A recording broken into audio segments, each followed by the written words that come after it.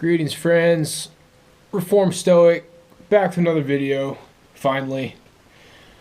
The pickle sandwich doesn't count, but you guys should watch that, man. Do me a favor, support the channel, watch me eat a freaking pickle sandwich for 40 seconds, dude. That was supposed to be short, and it wasn't. I have no idea why. It pisses me off. Should probably just delete it. Because my algorithm already wasn't good. Apparently nobody gave a shit about the Chosen Ones movies. Poured my heart into that video, but yeah, I get it. It's whatever. It's whatever, so we're just going to try a little bit of a rant, riffing on a couple of things going on in my mind. I've been watching a lot of running channels for a while now. And I was watching this guy, Nico Felic. He just did an ultra marathon for 50 miles. I don't know how long those go, man. Like, I'm seeing the names of these races, and I haven't checked if the name reflects how long it is. Like, the so-and-so 250. I'm like, does that mean it's 250 miles? Or maybe it's kilometers? I don't know, but I know they at least go for 100 miles. The ultra marathons are insane, but Nico Felic, you know, he's a really good runner. He's a really good runner. But there's levels to it. I kind of caught on that, like, he's not, like, incredibly high caliber. I think his goal was, like, a sub 3-hour marathon. And then I watched some guys who were, like, getting to that, like, 2-hour and 10-minute marathon. So he's pretty damn good, you know? And now he just did his first 50-mile ultra marathon. But anyway, at the end of the video, he got engaged to his wife. He proposed to his girlfriend. And you know what? I feel like that was a little bit of like a sneak attack. That was kind of like a sneak attack. My gates were open, you know. I was kind of like vulnerable. My shields were down. I was just relaxing, you know, watching this guy get through his ultra marathon. And then when my shields were down, it's like he launched a tactical nuke. Tactical nuke launched. And he proposed to his beautiful girlfriend, who's definitely my type. And it's like, damn, oh man, like, why is this fucking 25-year-old runner kid getting engaged to a beautiful woman, and I'm a fucking lonely-ass chud? And then that brings me some riffage on running versus drumming, you know, like, he dedicates his life to running, everything's built around runs, and his girlfriend, like, rides her electric bike and helps him film his runs, and goes to all his races, and gives him his water bottle, and, like, supports him in his running, and this is kind of like a very successful model of a relationship. And, you know, women don't want to hear this shit. Most women don't want to hear this shit anymore. They don't like traditional relationships. They're fucking modern. Everything is pointing to, you have to figure out how to take one of these modern liberal women and just make it fucking work. But their relationship works because he is like the star of the show. He's the main character in the relationship, which is really like how it's supposed to work. The woman is supposed to be just in awe of the man. The man is supposed to do something amazing, and then she's a part of it, and, you know, she's a big part of his YouTube channel. She's in his YouTube videos, and she films him, and she's just kind of like the number one fan and the number one helper to his self-made running career through YouTube. And I'm sure, like, he has some sponsorships, and he's getting sponsorships. But yeah, I've really been enjoying watching runners lately, and part of this video will just be kind of like ranting on running. But before we get to the ranting on running, there's the ranting on drumming versus running, because I did something cool, and I know that if I would have made it, if I would have been like in a really cool band, or had like a really cool drumming career, or had a really successful drumming YouTube that documents all of it, I could have had a girlfriend like that, you know? Like, she's the roadie and the fucking groupie or whatever. And she just, like, supports everything I do. But all of my 20s was people lecturing me about it's not just about being good. And when I was at Berkeley, one of the first things the teachers start telling you about is the people who rot away in the practice room cells, bro. That's a thing at music school.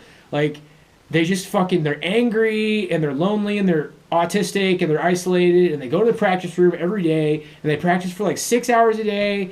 And you walk past some of those practice rooms at Berkeley and mind, numbers, calculus, like they're playing the craziest shit ever. But that's what people want to lecture you about is you have to make friends. You have to touch grass. You have to touch grass. Practice room cell. And that's pretty much what people have beaten me over the head my entire life. And I literally had an experience.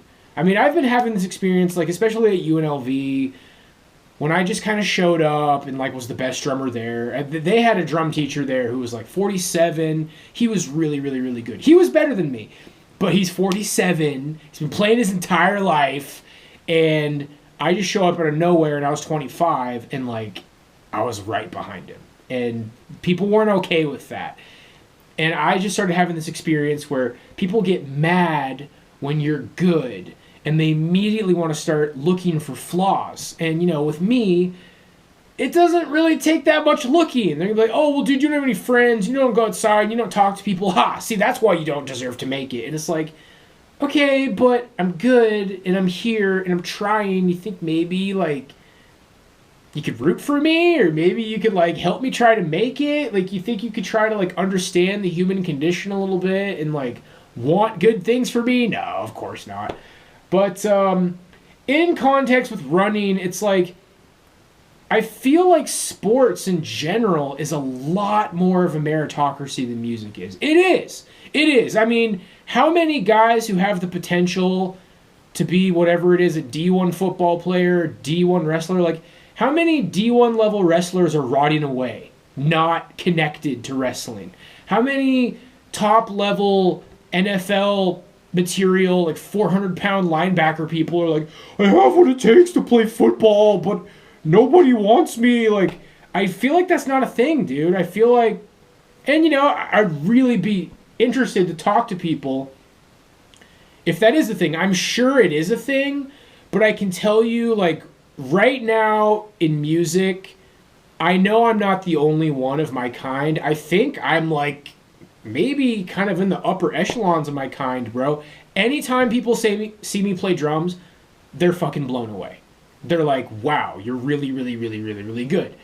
It's almost insane, like, how somebody can be as good as me and get fucking nowhere. And I'm not trying to, like, be bitter about it. It's just reality. But that happens in music. And the equivalent to a practice room cell for music is just a runner who runs all the time.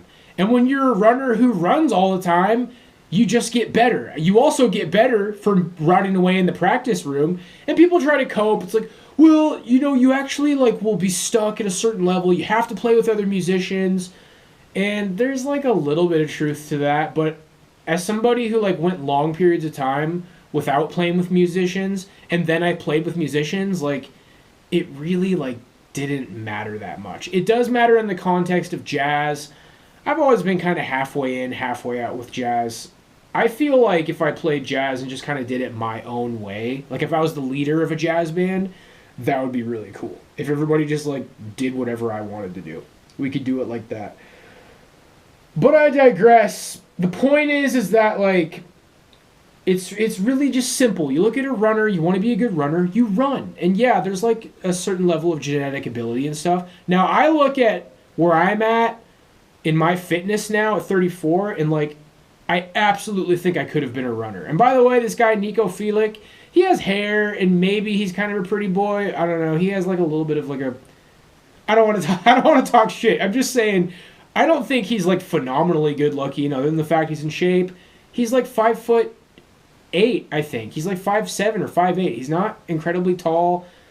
But, yeah, like, the practice room cell for a musician versus a practice room cell for a runner, I don't think it matters as much as a runner, you know? Like, yeah, you do have to talk to people, but sports is a lot more social. Fitness is a lot more social in nature. And the stereotypes about people who fail socially are people who are like out of shape, you know? And when you just run all the time, you get in crazy, crazy, crazy, crazy good shape, and you look pretty much as good as you're going to look.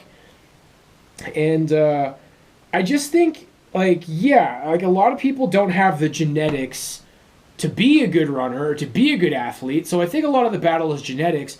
But assuming you have the genetics to where you can just grind and run every day, that's the practice room for a runner. Like, you just fucking run, and then you're good at running. And then it's like, oh, I should go run this marathon. Am I in shape to run a marathon? Yeah. Why? Because I run every day. So you just show up to a marathon. I mean, is it that hard? Like, I run every day like a practice room cell, and now I'm in shape to run a marathon, and then you show up and run a marathon. And if you're really, really, really, really good, then you win, and then you get attention, and then you get sponsorships, and then you get a career.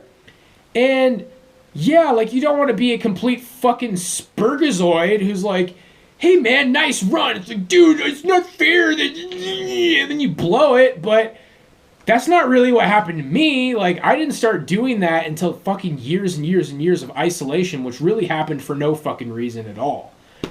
But the lectures that I always get is like, dude, you gotta go outside, you gotta shake hands, and it's about advertising and networking. It's not about being good. Music isn't just about being good. I think running is just about being good. Because, like the practice room cell who just rots away in a practice room, you just rot away on the road. And if you rot away hard enough on the road, you show up to a marathon, and you place, and you get sponsorships, and you get attention. And then if you can, like, create a YouTube channel, which is definitely, like, kind of a shot in the dark. Not everybody's going to make it just because of the luck of the draw.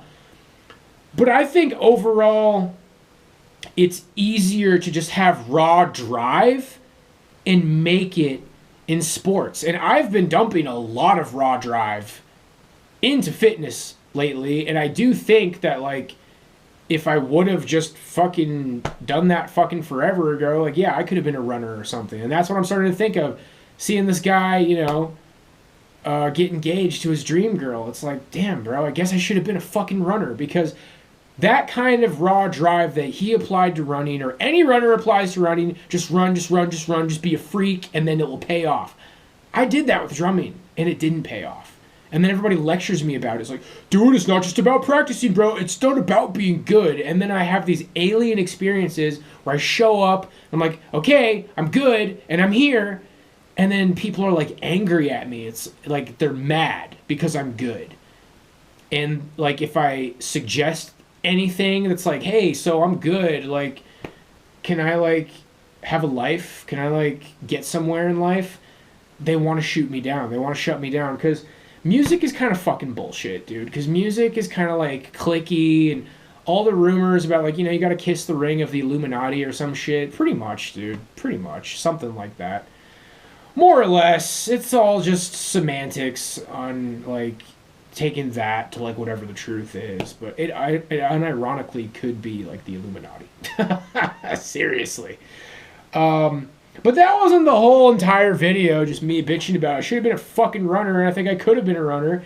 And I think I actually might want to start just pushing more in that direction. I am doing more, like I said, I'm doing the high frequency, low volume, so I can lift weights every day. And I'm giving that a go, and it's going pretty good.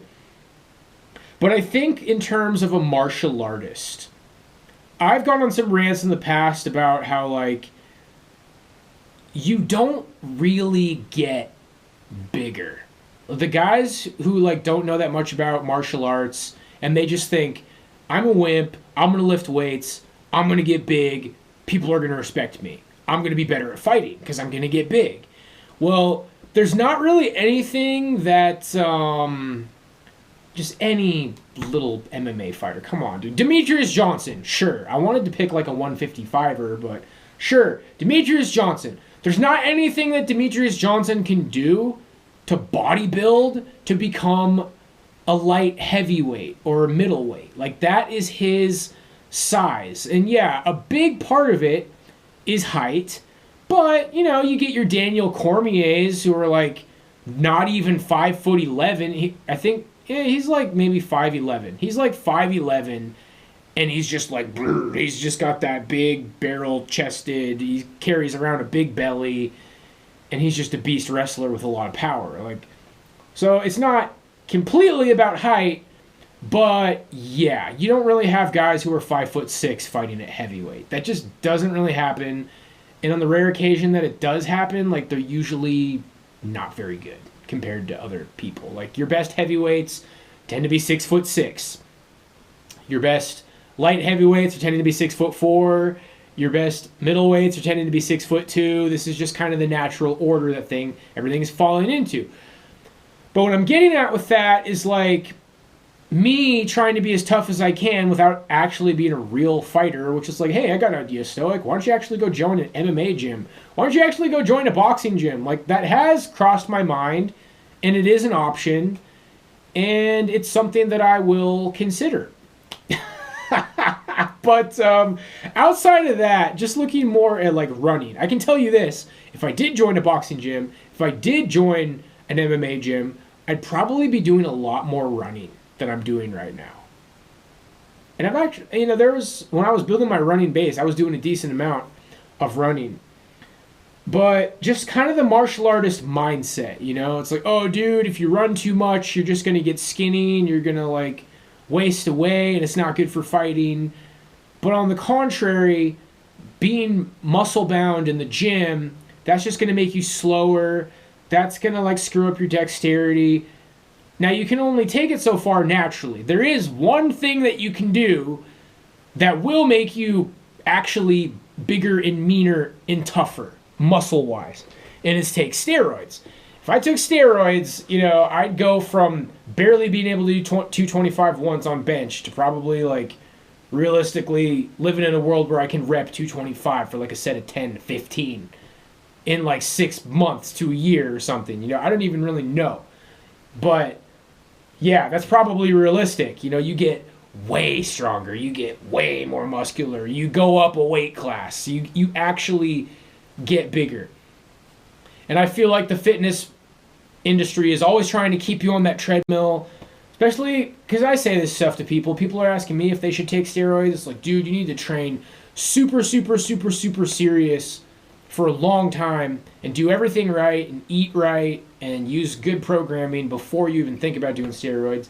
And that's true, but I think a lot of people, like, can't accept when they've reached their genetic potential. I think it comes a lot earlier than a lot of people are willing to admit. And there's other things you can try. You could take, like, turkesterone, or you could try, like, something a little bit less intense, like SARMs maybe. But maybe there's not even a reason to do that. Like, me probably, like, I could think about taking steroids in, like, 6 months to a year. Like, if I decided, okay, let's take steroids in 6 months, I would just not fuck around for the next 6 months. And I think I'm pretty much there. Since I've moved, I've basically been getting back to where I was, and now I'm starting to kind of surpass that a little bit. I'm back to where I was, but I also have the best cardio I've ever had in my life. So I'm in the peak physical condition I've ever been in. But where I'm going with this long line of thinking is that when you increase your running ability and you more or less stay the same size, that's going to give you that kind of speed. That's going to give you that kind of endurance. That's going to give you that kind of freak athleticism shoved into your frame that, when some dude bro 205 pumped up gym bro tries to fuck with you, you might actually have an advantage if you have some martial arts ability. And, like, I'm already doing some things with running, but now I'm starting to think about doing running that the treadmill can't take, because the treadmill kicks you off after an hour. My best 6 mile time is 56:30, so I'm like, all right, well, let's just keep improving on the 6 mile time for a while, and then get to a point where I go the full hour. I guess the idea is, like, I push my 6 mile time down so much that eventually I can get, like, 7 miles in an hour. Basically just trying to fit as much as I can into an hour. But it's going to get to a point where it's like, okay, man, it's time to start thinking about doing your first 7, 8 to 10 mile run, and it's going to have to not be on the treadmill. But yeah, once you start getting into shape to where you could just go run a half marathon after like tuning up for a week, like I do think that benefits martial artists. Wrestlers fuck everything up, dude. I gotta tell you, man, like martial arts would be so symmetrical and just a lot more like visually appealing without grapplers fucking everything up. Because yeah, grapplers don't, to my knowledge, no, grapplers don't run marathons. Grapplers don't run half marathons. I've watched a lot of videos about how grapplers and wrestlers train. They'll have these like timed, because it's really based off of like explosions. If you watch college wrestling or Olympic wrestling, there may be wrestling for like 30 seconds and the whistle gets blown. Things happen pretty quickly. There's not like really big extended periods of time. So they'll have you do like weighted dips for like 20 seconds and then like 10 seconds rest. Maybe like a Tabata with weighted dips, really explosive, with like a decent weight that you can do for like sets of 8 to 10. Something like that. And then you just keep doing weighted dips for 20 seconds and then stop for 10 seconds. So like a Tabata training with weights, that's a pretty good way to do it. Wrestlers can sprint. Wrestlers can do like really explosive jump roping. I think jumping rope can be good for wrestling. But more than anything, just wrestle, grapple. Get your ears like all ugly and get the cauliflower ears just from being grinded in the mat. But you think about the kind of training you're getting from wrestling somebody, it is like endurance. It's muscular endurance, but it's heavy muscular endurance. I feel like just trying to use logic here, pick a weight with squats, deadlifts, and bench press that's pretty heavy for you that you can do for maybe like 6 reps, and then just like keep doing that weight until you can do it for more like 10, 12 reps. You're kind of living in that more like 6 to 8 rep range, but for long periods of time. Like building endurance with like a more heavy lifting. So yeah, like I said, grapplers screw everything up because, yeah, you look at somebody like Poton, who just won his title back at 205. He ran a marathon as part of his training camp. There was a video about it on YouTube. He was running in the desert in Vegas, 26 miles, and he won the title back against a grappler. But you got to think, if somebody beats Poton, it's probably going to be a grappler because it's just different, man. It's the yin and the yang. And yeah, like for the speed, nimbleness, kickboxing, punching, Muay Thai, there's definitely a lot of benefit to running, even to like long periods of running. Now, I do think it would start to be overkill to do ultra marathons. Once you go beyond a marathon, like Poton has showed us that an elite level championship fighter who might be the greatest of all time, people are starting to measure his accolades up against other UFC champions. He might be the greatest of all time, and he casually kind of like ran a marathon a week out from his fight, or more or less 1 or 2 weeks out from his fight. So there can be benefits to that, and I do think it's beneficial, and I do think I just want to keep kind of like pushing the running forward because I do enjoy running. I just enjoy like being in that headspace. A lot of people are talking about listening to audiobooks while you run. But yeah, just trying to put that whole tangent to bed. Like, I think as a martial artist, it would be beneficial for me to slowly kind of dip my toes in that direction. I think that's something I want to check off. I've checked off a couple of boxes lately, man. I've figured out how to solve a Rubik's Cube. I hit a 799 on the punch machine, and something tells me I'm going to be doing better than that. That's not a bad way to train. Go hit a couple of power punches on the punch machine, And then just kind of keep that in mind when you're training on the heavy bag, try to get your power going. Punch them with those 1 pound weights. I definitely think that helped. But yeah, I'm starting to check a couple of these boxes off of my list, and I definitely would like to do a half marathon someday. Like that has to happen, and I think I should do one of these like baby's first triathlons too. I could do backstroke. I kind of suck at the free stroke. It's like alien to me, but yeah, I could do backstroke and do a triathlon. But yeah, I don't know. I don't know if there's much more I could poetically wax about it. It's just I just have an understanding that overall, for martial arts, the discipline of running, like maybe you want to build up to a half marathon, triathlon, and then do it once, and then kind of dip down and be a little bit more balanced. I think obsessing over it isn't necessarily the best for martial arts, and then grapplers fuck everything up. Grapplers are definitely more endurance, muscle bound, but it's really just like the pure technique and the experience of grappling and time spent grappling. And I would actually do that before I would go to a boxing gym. I would love to just like go to where college wrestlers are working out, and I probably would need the little guys to even have a shot. They would whoop my ass too, but even just getting my ass whooped, like, because it's not that big of a deal to get your ass whooped in wrestling, like it is a big deal to get your head pounded in boxing.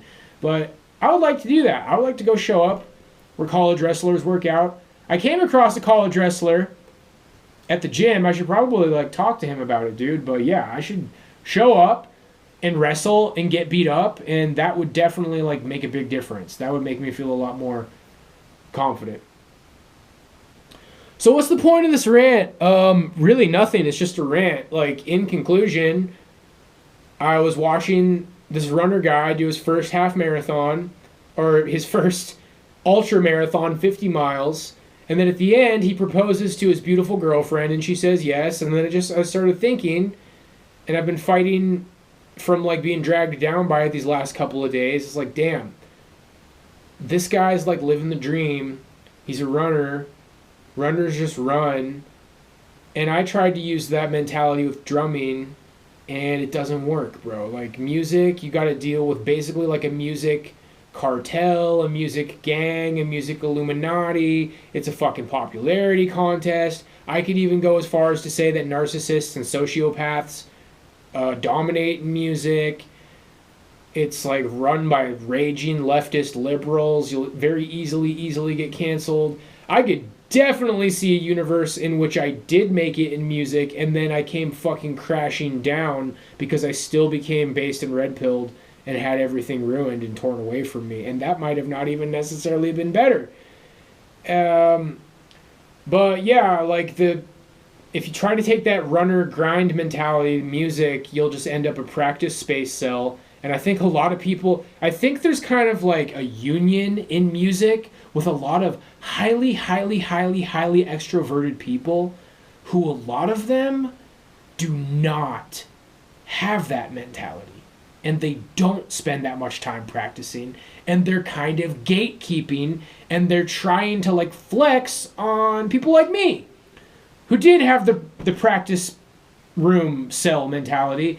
But then you look at somebody like Matt Garska from Animals as Leaders. He was a fucking practice space cell. But some of them slip through. And you have to be like dummy talented to slip through. And Matt Garska, he's in the argument for like the best drummer in the fucking world. Easily. I mean, he's a name that could be mentioned in that discussion, and it's pretty hard to fucking write that off. But, yeah, so I look at that, and it's like, man, maybe I should have been a runner. And then there's the video I posted in my discussion tabs today. This guy, he's a cop, he's a cop. And a nurse, bro, I've heard from so many people, never date a nurse, never fucking marry a nurse, never nurse. I've heard that from so many people over and over and over and over again. Like they're worse than strippers. And I don't like hospitals. And I've seen some shit where like hospitals are somehow wrapped up in gang stalking and evil and Satanism and Freemasonry. And I've been down the fucking rabbit hole with hospitals. I don't know what it is. They're just filled with bad people for some reason. I don't know why. But, yeah, this guy got scammed by a nurse who was like pretending to love him so that she could trick him into paying child support for a fucking kid that wasn't his.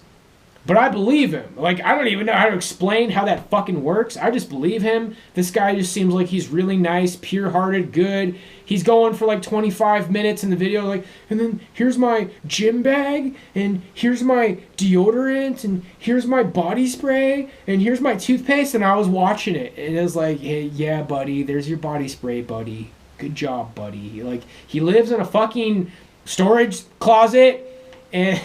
and he lives in a truck in a storage closet. He sleeps on a cot. He has way more clothes than I do.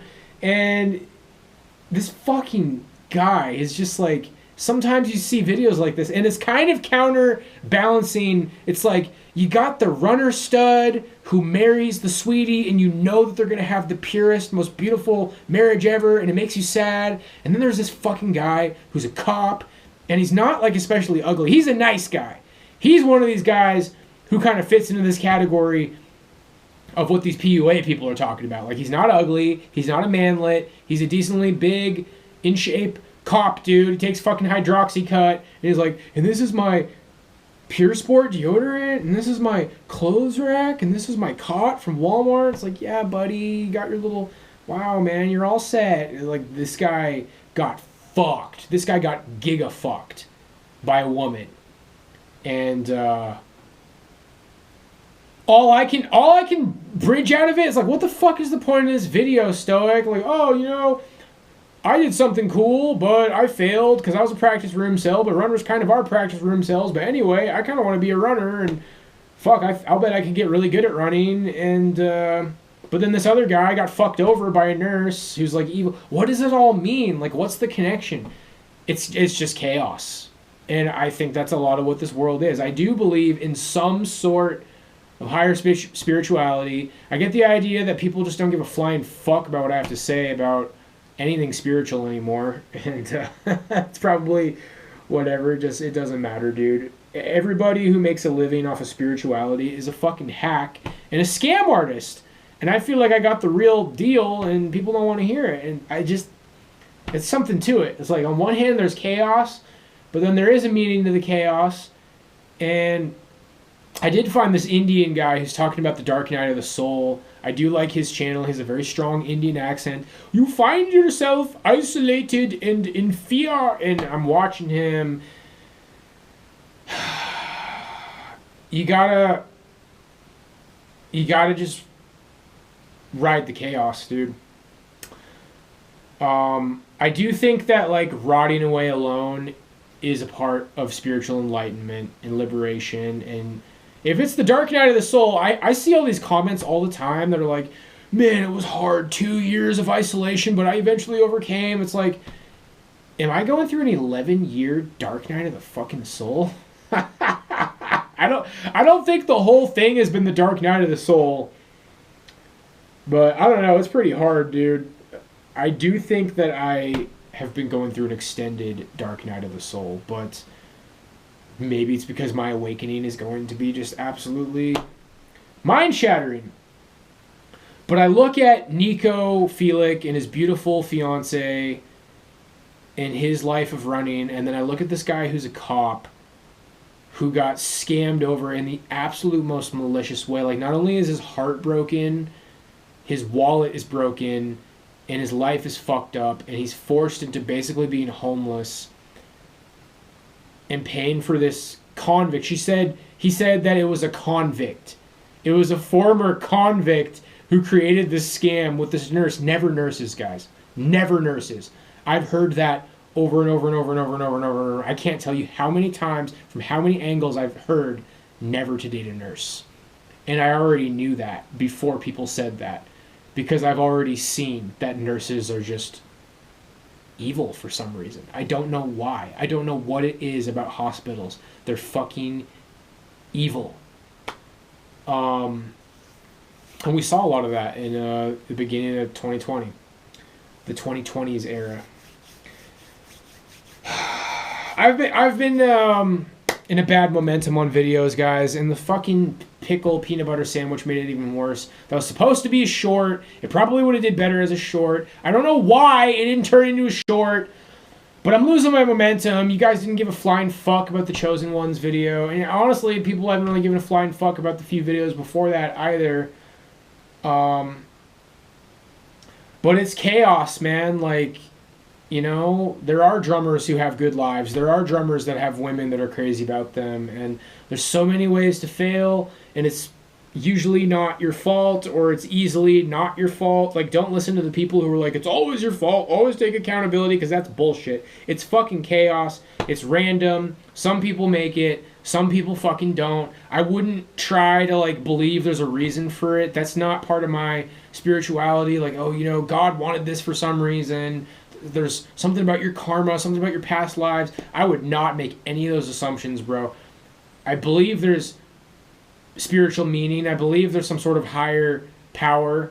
But if anything, we're playing a fucking game, and it's random chaos, and the test is just like, roll the dice. This is your roll. That's your roll. How do you handle it? How do you handle the random chaos? How do you handle becoming a celebrity? Oh, you got rape allegations and you're a piece of fucking shit and you're canceled and Turkey Tom's making a whole bunch of videos about you. They failed the test. How do you handle being homeless? How do you handle losing everything? It's a fucking roll of the dice, man. And I'm not going to act like, oh, fuck, I guess I should have been a runner, because I'm sure I could have been a runner self. Just trotting down that path. I'm running 200 miles, and I'm fucking skinny and hideous. And I really believe it could be like The Time Machine, bro. You guys read The Time Machine or see the movie adaptation of The Time Machine. He keeps going back in time to try to save his wife, and she dies over and over and over and over and over and over again. I do believe on some level you'd blow it over and over and over and over and over and over again, which I guess is kind of contradictory to what I just said. It's random, but there's no escape. It's like when the chaos happens in your life, you're not supposed to think how you could have avoided it. It's like you are meant, this is my guess right now. This is just going with the flow, like in the moment, like what I feel right now in this moment. Once the chaos happens to you, that is your destiny.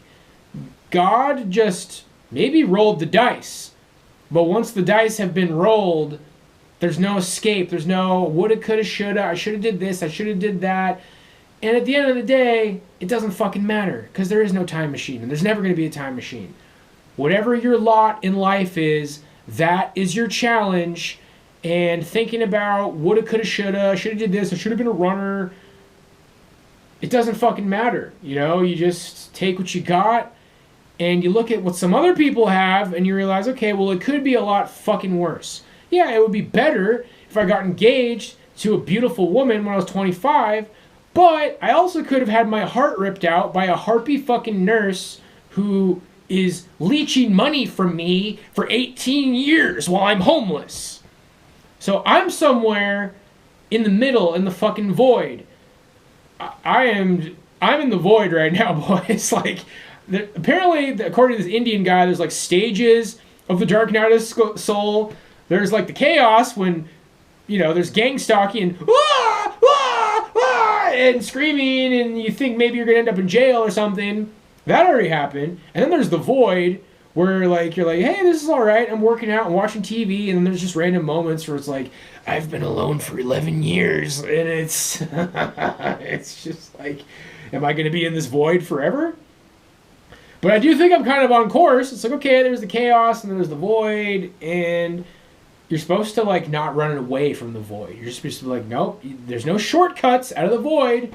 It's like, oh, I could just go like have kids with a overweight woman, you know, in Nicaragua and live on food stamps, but that's a shortcut. No shortcuts. You just stay in the void and you have faith that it's going to work out. And you do all these little things that you think you're supposed to do, and you just ride the storm, man. Let this video represent the chaos of life, but I don't think it's atheist chaos. I don't think it's healthy to be an atheist. I don't think it's productive to be an atheist. I think it's stupid to be an atheist. And I think that... And then just to add, some people are like, well, Buddhists are atheists. They don't believe in a god. They believe in a creative energy. Okay, whatever. Just not scientific atheism. Because I'm considering making a video about Christian mysticism where there are some Christian mystics that I like, but I'm actually starting to be to a point where it's like a peanut butter and jelly sandwich. You have Christianity, which is just really meat and potatoes, man. Gospels, Jesus, be nice to people, do what Jesus said. Once you get to the point of moral relativity, then you've gone way too far in mysticism. And I do find these Christian mystics, like Richard Rohr, who my mom is always telling me to get into. Oh my gosh, he did an interview with Oprah, and I was watching like the first 10 minutes of that yesterday. I was like, oh my gosh, dude, is this what Christian mysticism is? Am I making a mistake? But yeah, you have to be when you start speaking this kind of like spiritual mumbo jumbo, you do have to have a very sharp tongue with it. You do have to be like, you have to know what you're fucking talking about. And I think maybe Oprah was like leading him on a little bit, and he was kind of just like agreeing with her, which brought out all the worst parts of him. But I think like the peanut butter and jelly, you got your Christianity, Gospels, Jesus. Make sure you're living your life according to Jesus. But then when you want to learn about meditation and mysticism, you really can't go wrong with Taoism, Advaita Vedanta, other sources. Like, a lot of Christian mysticism is just really trying to like make Christianity into that stuff. There are some great Christian mystics. I really like Meister Eckhart. Burma is at least interesting. Jacob Burma, he's at least interesting. And I really do like a lot of certain elements of Martinism, but you really can't go wrong with just meat and potatoes Christianity, meat and potatoes Eastern mysticism, Advaita Vedanta, Taoism, and then some yoga, Buddhism, whatever.